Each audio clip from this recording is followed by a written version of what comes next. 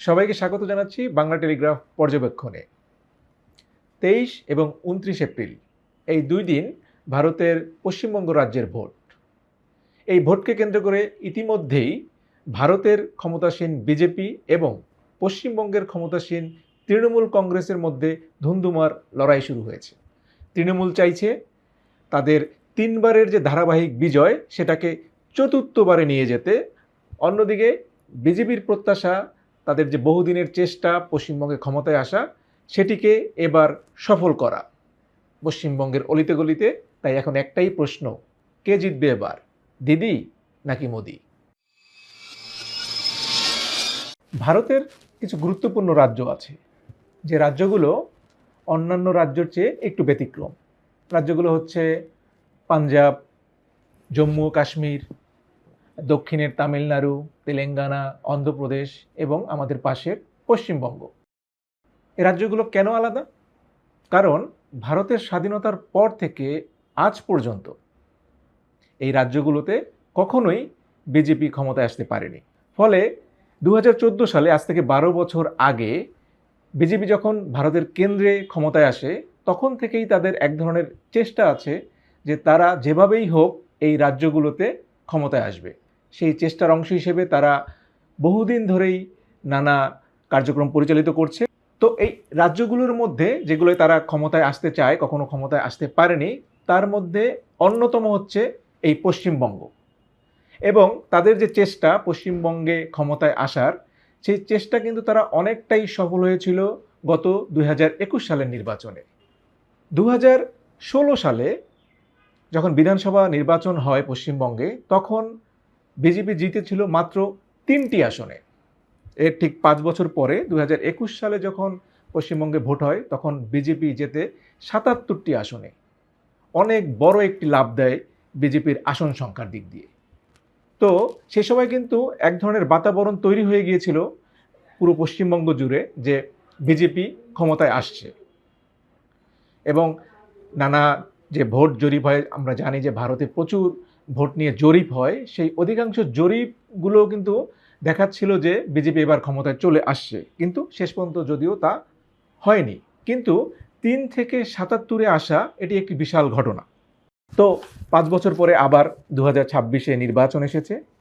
এবছরও কিন্তু তৃণমূল কংগ্রেসের প্রধান প্রতিদ্বন্দ্বী হিসেবে ধরা হচ্ছে বিজেপিকে, এবং অনেক ভোট জরিপ বিজেপিকে কিন্তু বলা হচ্ছে যে খুব হাড্ডাহাড্ডি লড়াই হবে বিজেপি এবং তৃণমূল কংগ্রেসের মধ্যে। যদিও তৃণমূল কংগ্রেস অভিযোগ করছে যে কেন্দ্রে ক্ষমতায় থাকার কারণে বিজেপি তার কেন্দ্রীয় যে ক্ষমতা সেটির অপব্যবহার করছে, যেমন কেন্দ্রীয় বাহিনীকে ব্যবহার করা বিভিন্ন ভোটের কাজে, বিরোধীদেরকে দমনের কাজে কেন্দ্রীয় বাহিনীকে বিজেপি ব্যবহার করছে, এমন অভিযোগ তৃণমূল করছে। আরেকটি অভিযোগ আছে, সেটি হচ্ছে এসআইআর। এসআইআর কি? এসআইআর হচ্ছে স্পেশাল ইন্টেন্সিভ রিভিশন, অর্থাৎ ভোটার তালিকা হালনাগাদ করা। তৃণমূল কংগ্রেস বলছে এটিকে একটি ভোটের হাতিয়ার হিসেবে ব্যবহার করছে বিজেপি, এবং এই এসআইআর এর মাধ্যমে তারা বিশাল সংখ্যক ভোটারকে অযোগ্য হিসেবে বাতিল করে দিচ্ছে। তৃণমূলের অভিযোগ কি? যাদের বাতিল করা হচ্ছে তারা আসলে অধিকাংশই, তাদেরকে বলা হচ্ছে যে তারা বাংলা ভাষাভাষী, এবং যার অধিকাংশই মুসলমান।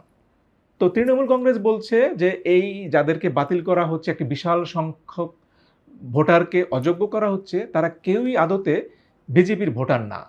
ফলে এই এসআইআর যদি বাস্তবায়িত হয়, একটি বিপুল পরিমাণ বিশাল সংখ্যক ভোটার ভোট দিতে পারবে না, এবং সেটি আসলে শেষ পর্যন্ত বিজেপি তাতে লাভবান হবে, কারণ তারা কেউই বিজেপির ভোটার না। ফলে এটি একটি আশঙ্কা তৈরি হয়েছে যে এসআইআর এর মাধ্যমে যদি একটি বড় অংশের ভোটার, তারা আশঙ্কা করছেন যে ভোট দিতে পারবেন না। যদিও এখানে সুপ্রিম কোর্ট শেষ পর্যন্ত হস্তক্ষেপ করেছে, কিন্তু তারপরও কি পরিমাণ ভোটার শেষ পর্যন্ত অযোগ্য হবে এবং এটি আসলে কী ধরনের প্রভাব পড়বে সেটা আমরা 4 মে যখন ফলাফল প্রকাশিত হবে তখন আসলে বোঝা যাবে। যদিও বিরোধীদের আরেকটি অভিযোগ যে গেল জুনে ভারতের আরেকটি রাজ্য বিহার, সেখানে নির্বাচন হয়েছে, এবং বিরোধীরা বলছে যে সেখানে এসআইআরকে এমনভাবে ব্যবহার করা হয়েছে যার ফল বিজেপি পেয়েছে। এবং বিজেপি এবং তার জোট যেটি এনডিএ সেটি একটি বিশাল জয় পেয়েছে কংগ্রেস এবং আরজেডির বিপক্ষে। যদিও ভোটের যে জরিপগুলো ছিল সেগুলো এত বড় মার্জিনের বিজয় এনডিএর জন্য প্রজেক্ট করেনি, কিন্তু তারপর একটি বিশাল জয় পেয়েছে এবং বিরোধীরা বলছে এটি আসলে মূলত এসআইআরকে ব্যবহার করে এনডিএ তথা বিজেপি এই বিজয়টি ছিনিয়ে নিয়েছে। বিরোধীরা বলছে যে বিহারে যে এসআইআর মডেল বিজেপি সফলতা পেয়েছে, বিজেপির মডেল, সেই একই মডেল তারা এখন পশ্চিমবঙ্গের ভোটেও ব্যবহার করতে চাইছে। কিন্তু দেখার বিষয় হচ্ছে যে বিজেপি এক্ষেত্রে কতটা সফল হবে সেটি সেই আবারও 4 মে জানা যাবে, কারণ সেদিনই আসলে এই রাজ্যের ভোটের ফল প্রকাশিত হবে। এবার যদি আমরা পশ্চিমবঙ্গ বিধানসভার দিকে তাকাই, পশ্চিমবঙ্গ ভারতের মোটামুটি একটি বড় রাজ্য। এখানে বিধানসভায় 294টি আসন আছে। কোনো দল বা জোট যদি নির্বাচনে জিতে ক্ষমতায় যেতে চায়, তো সেই দল বা জোটকে কমপক্ষে 148টি আসনে জয় পেতে হবে। তো আমরা যদি 2021 সালের দিকে তাকাই, সে সময় বিজেপি জিতেছিল 77টি আসন, অর্থাৎ বিজেপির এখনও অর্ধেক পথ বাকি। তাদের এই নির্বাচনে জিতে যদি ক্ষমতায় যেতে হয়, তাদের আরও অর্ধেক পথ পাড়ি দিতে হবে, 77-এর সাথে আরও অলমোস্ট 77 আসন যোগ করতে হবে। তো বিজেপি কি আসলে এটা পারবে কিনা, এবং তৃণমূল কংগ্রেস যদি তাদের এই ক্ষমতাকে ধরে রাখতে চায়, তাদেরটাও যে খুবই একেবারেই সহজ হবে ব্যাপারটা তা না। অনেক ভোট জরিপ বর্তমান সময়ে, যে অনেকগুলো জরিপ সংস্থা যদিও বিজেপি এবং তৃণমূলের মধ্যে হাড্ডাহাড্ডি লড়াই প্রজেক্ট করছে, আবার কিছু কিছু জরিপ তৃণমূল কংগ্রেসকে অনেকটাকে এগিয়ে রাখছে। কিন্তু তৃণমূলের জন্য কি এই নির্বাচনটি অনেক সোজা হবে? ব্যাপারটি আসলে তাও নয়, কারণ তৃণমূল কংগ্রেস টানা 15 বছর ধরে পশ্চিমবঙ্গে ক্ষমতায় আছে।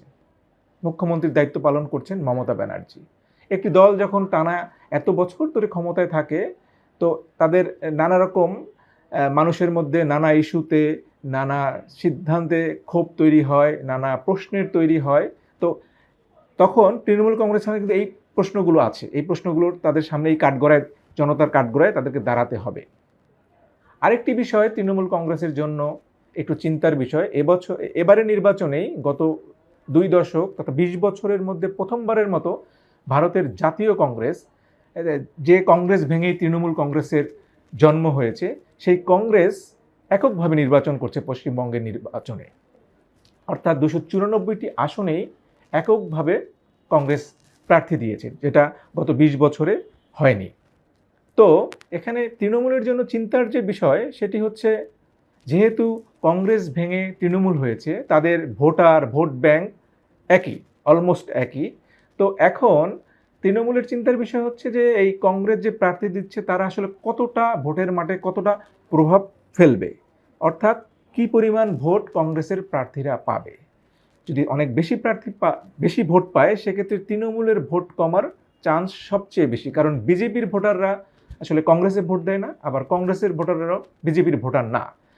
সো কংগ্রেস যত বেশি ভোট পাবে, সেটা তৃণমূলের থেকেই আদতে ভোট কাটা যাবে। সো এটা একটা তৃণমূলের জন্য চিন্তার বিষয়। আরেকটি চিন্তার বিষয় হচ্ছে বাম জোট। এই বাম জোট একটানা 34 বছর পশ্চিমবঙ্গের ক্ষমতায় ছিল, যদিও সেই বাম জোটের এখন এক ক্ষয়িষ্ণু সময়ে তাদের সেই আগের দাপট বা আগের সেই জনসমর্থন নেই। কিন্তু পশ্চিমবঙ্গে বামদের একটি নির্দিষ্ট ভোট ব্যাংক আছে। এখন দেখার বিষয়, সেই নির্দিষ্ট ভোট ব্যাংক যারা বামকে ভোট দেবেনি, তার পাশাপাশি এই বাম জোট আর কি পরিমাণ ভোট নিজেদের দিকে টানতে পারে, সেটার উপরেও কিন্তু তৃণমূলের ভবিষ্যৎ অনেকটা নির্ভর করছে। তো এখন এ কারণেই যে 4টি পকেট তৈরি হয়েছে, দুটো যেমন বিজেপি এবং তৃণমূল কংগ্রেস বড় অংশের ভোট পাবে, কিন্তু কংগ্রেস এবং বামদেরকে একেবারেই রুলড আউট করা যাবে না।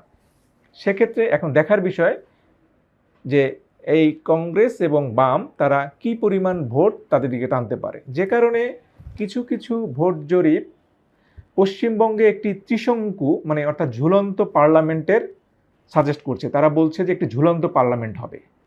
আর যদি ঝুলন্ত পার্লামেন্ট হয়, অর্থাৎ বিজেপি বা তৃণমূল কংগ্রেস কেউই এককভাবে ক্ষমতায় না আসতে পারেন নিজের নিজেদের জয় দিয়ে অন্যের সাহায্য লাগে, মানে অর্থাৎ কংগ্রেস বা বামদের কারো সাপোর্ট নিয়ে বিজেপি বা তৃণমূলকে ক্ষমতায় আসতে হয়, সেক্ষেত্রে কিন্তু এগিয়ে থাকবে বিজেপি।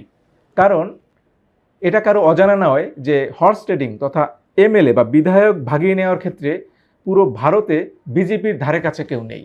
অতীতে তারা এটি বহুবার করে দেখিয়েছে, এবং পশ্চিমবঙ্গে যদি সেরকম ঘটনাই ঘটে তো বিজেপি বসে থাকবে না।